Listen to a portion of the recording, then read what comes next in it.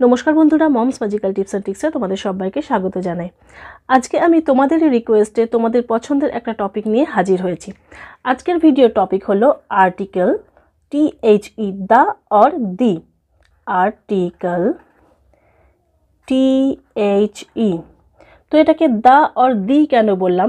এটার অ্যাকচুয়ালি দুই ধরনের প্রোনাউন্সিয়েশন হয়। একটাকে আমরা বলি দিও বলি, আবার অনেক সময় আমরা দা বলি। অ্যাকচুয়ালি আমি যখন ছোট ছিলাম তখন এই দি বলে ব্যাপারটাকে জানতাম, THE, দি দি দি এটাই পড়ে এসছি।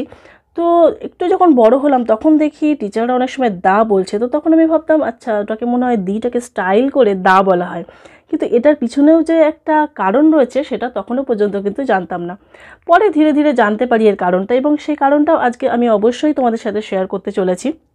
তো প্রথমে জেনে নিই যে এর প্রোনাউন্সিয়েশন কখন দি হবে বা কখন দা হবে। অ্যাকচুয়ালি THE এর যে প্রোনাউন্সিয়েশন সেটা দি হবে নাকি দা হবে সেটা ডিপেন্ড করে এই ওয়ার্ডটা আমরা যে ওয়ার্ডের আগে বসাচ্ছি তার বিগিনিং যে লেটারটা রয়েছে তার সাউন্ডের ওপরে। একটু ঘেটে গেল তো ব্যাপারটা? দেখো এক্ষুনি আমি এক্সাম্পল দিলেই বুঝতে পারবে ব্যাপারটা অ্যাকচুয়ালি কী। ধরো আমি এখানে লিখলাম THE, ঠিক আছে, তারপরে লিখলাম APPLE। তো এখানে কি লিখেছে? এটা অ্যাপেল। অ্যাপেলের এই প্রথম যে লেটারটা সেটা কি এ, তো এর সাউন্ড কি? এটা হচ্ছে ভাওয়েল সাউন্ড। তাহলে যখন ভাওয়েল সাউন্ড হবে তখন যখন আমরা তার আগে যদি আমরা THE বসাই তখন তার উচ্চারণ আমরা কি করব? দি অ্যাপেল বলবো। তো এক্ষেত্রে এইটার উচ্চারণ হয়ে যাবে দি। দি অ্যাপেল মানে ভাওয়েল সাউন্ড যদি থাকে, তার আগে যদি কোনো ওয়ার্ডের ফার্স্ট লেটারটা যদি ভাওয়েল সাউন্ড হয় এবং তার আগে যদি THE এই ওয়ার্ডটা ব্যবহার করতে হয়, সেক্ষেত্রে আমরা কিন্তু তখন এর প্রোনাউন্সিয়েশনটা কি বলবো? THE এর প্রোনাউন্সিয়েশন কি বলবো? দি, দি অ্যাপেল। আর দা আমরা কখন ব্যবহার করব? যখন যে ওয়ার্ডের আগে আমরা এই THE বসাচ্ছি, মানে THE বসালাম, কোন ওয়ার্ডের আগে বসালাম? ধরো আমি এখানে লিখলাম ম্যাঙ্গো, MANGO, ম্যাঙ্গো। তো এখানে এটা কি হচ্ছে? এটা কনসোনেন্ট সাউন্ড আসছে। তো যখন আমরা কনসোনেন্ট সাউন্ডওয়ালা কোনো ওয়ার্ডের আগে যখন THE বসাচ্ছি তখন কি হচ্ছে? তার প্রোনাউন্সিয়েশন আমরা দা বলবো, মানে দা ম্যাঙ্গো বলবো। আশা করছি আমি ব্যাপারটা তোমাদেরকে বোঝাতে পারলাম। আমি আরও একবার রিপিট করছি, দি কখন আমরা উচ্চারণ করব THE, এটাকে দি কখন বলবো? যদি আমরা এমন কোনো ওয়ার্ডের আগে বসাই THE যে ওয়ার্ডটা কোনো ভাওয়েল সাউন্ড দিয়ে শুরু হচ্ছে, সেক্ষেত্রে দি উচ্চারণ করব। আর যদি এমন কোনো ওয়ার্ডের আগে আমরা THE বসাই যে ওয়ার্ডটা কনসোনেন্ট সাউন্ড দিয়ে স্টার্ট হচ্ছে, সেক্ষেত্রে কিন্তু আমরা দা কথাটা ব্যবহার করব। যেমন বললাম দি ইগল, দি এলিফ্যান্ট, ঠিক আছে, বা এখানে বললাম দ্য প্যারট, দ্য ক্যাপ। তাহলে আশা করছি বন্ধুরা এই দি আর দা এই নিয়ে কোনো রকম কনফিউশন থাকলো না। আর তোমরা বাচ্চাদেরকে কিন্তু এটা সুন্দর করে একটু বুঝিয়ে দিও, তাহলে দেখবে তাদেরও কিন্তু বুঝতে কোনো রকম অসুবিধা হবে না।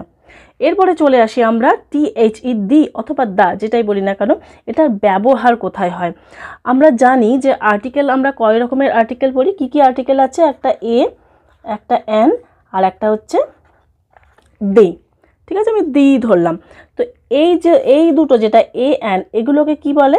এগুলোকে বলে হচ্ছে ইনডেফিনিট আর্টিকেল। ইনডেফিনিট মানে কি? নির্দিষ্ট নয়, নির্দিষ্টভাবে কাউকে আমরা ইন্ডিকেট করছি না, বোঝাচ্ছি না।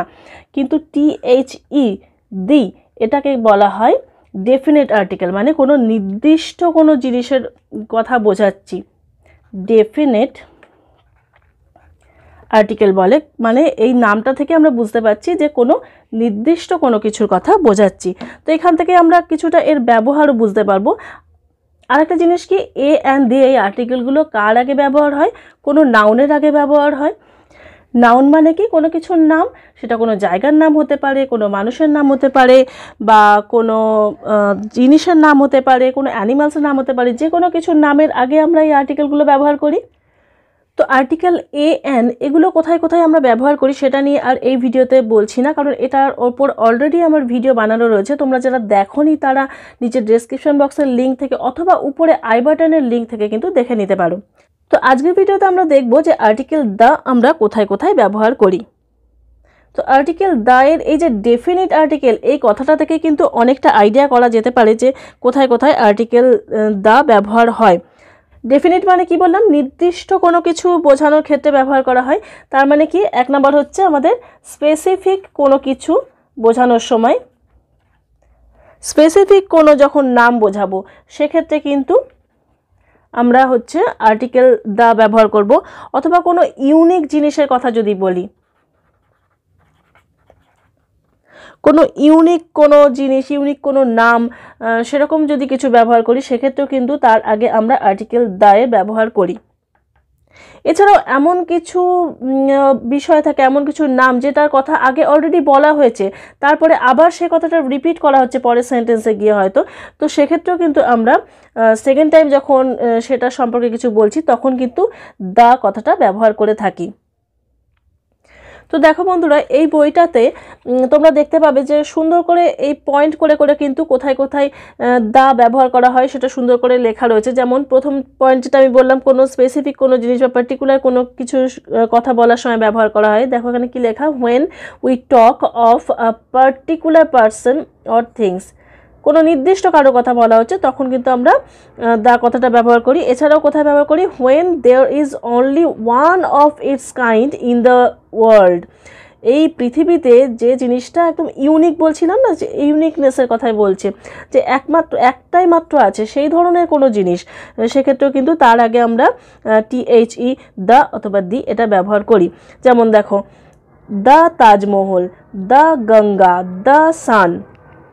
এছাড়াও আর একটা কি লেখা রয়েছে দেখো, when we talk or right about something that is already spoken about, যেটা সম্পর্কে অলরেডি আগে বলা হয়েছে সেরকম কোনো কিছু বলার সময় বা লেখার সময় কিন্তু আমরা দা কথাটা ব্যবহার করি। যেমন দেখো, we went to A church yesterday, আমরা ইয়েস্টারডে গতকাল একটা চার্চে গিয়েছিলাম, এখানে কিন্তু এ চার্চ বলা হচ্ছে।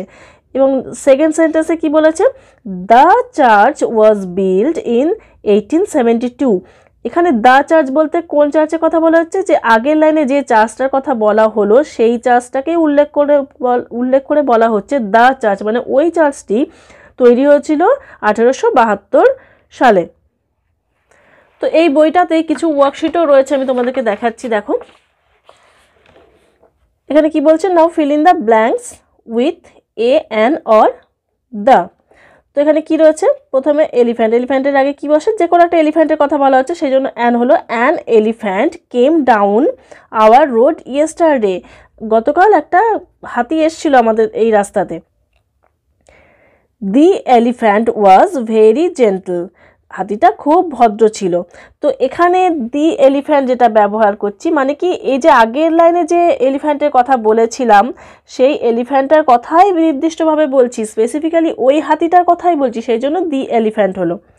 এরপরে কি আছে, there is a new road to my house but the road is very busy, মানে ওই রাস্তাটার কথাই বলা হচ্ছে, তো সেই জন্য এখানে দ্য রোড হলো। তো এরকমভাবে সেন্টেন্স পড়লেই না সেন্টেন্সের সেন্স থেকে বুঝতে হবে যে কি বলতে চাইছে, সেই অনুযায়ী কিন্তু এ অ্যান্ড দি এগুলোর ব্যবহার কিন্তু করতে হবে, এবং বাচ্চাদেরকেও সেই সেন্সটা কি বলতে চাইছে সেটাও ভালো করে ধরিয়ে দিতে হবে।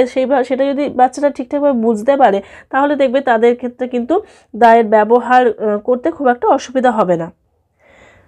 তো এটা তো দেখলে একটা ওয়ার্কশিট। এছাড়াও দেখো আর একটা ওয়ার্কশিটও রয়েছে, এটাও ভীষণ সোজা, এবং একদম প্রথমে যখন বাচ্চাদেরকে এই ধরনের আর্টিকেল দিয়ে কোনো ওয়ার্কশিট করতে দেওয়া হয় তখন এরকম অপশান দিয়ে করতে দিলেও তাদের বুঝতে সুবিধা হয়।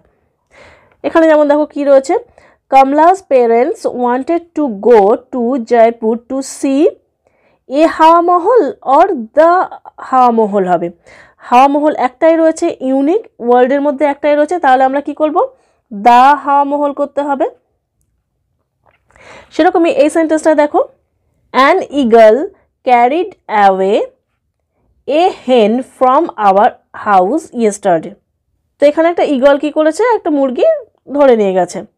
তারপরে পরের লাইনে কিন্তু সেই ইগলটা সম্পর্কে কথা বলা হচ্ছে, তাহলে এখানে কি করতে হবে, এ ইগল হবে নাকি দি ইগল হবে। দি ইগল ওয়াজ ভেরি বিগ, কারণ পার্টিকুলার ওই ইগলটার কথাই বলা হচ্ছে যে ইগলটা মুরগিটাকে নিয়ে চলে গেছিল, তো সেই জন্য দি ইগল ওয়াজ ভেরি বিগ। তো এইভাবে একটু সেন্স বুঝে সেন্টেন্সটা কি বলতে চাইছে সেটা বুঝে নিয়ে যদি করা হয় তাহলে কিন্তু এসব ক্ষেত্রে ভুলভ্রান্তি খুব একটা হয় না। তাহলে বন্ধুরা আজকের ভিডিও থেকে আশা করছি তোমরা বুঝতে পারলে যে THE এটাকে আমরা দি বলবো না দা বলবো, কখন দি বলবো কখন দা বলবো সেটা সম্পর্কেও আইডিয়া ক্লিয়ার হলো, এবং এটা কোন জায়গায় আমরা ব্যবহার করব, আর্টিকেল দা অথবা আর্টিকেল দি এটা আমরা কোন ক্ষেত্রে কোন কোন জায়গায় ব্যবহার করব সেটাও আশা করছি খুব ভালোভাবে তোমরা বুঝতে পারলে, এবং তোমরা বাচ্চাদেরকেও এরকম সুন্দর করে একটু বুঝিয়ে দিতে পারবে। তো আজকের ভিডিওটা তাহলে আমি এখানেই শেষ করছি। তোমরা সবাই খুব ভালো থেকো, সুস্থ থেকো, পরের ভিডিওতে আবার তোমাদের সাথে দেখা হবে।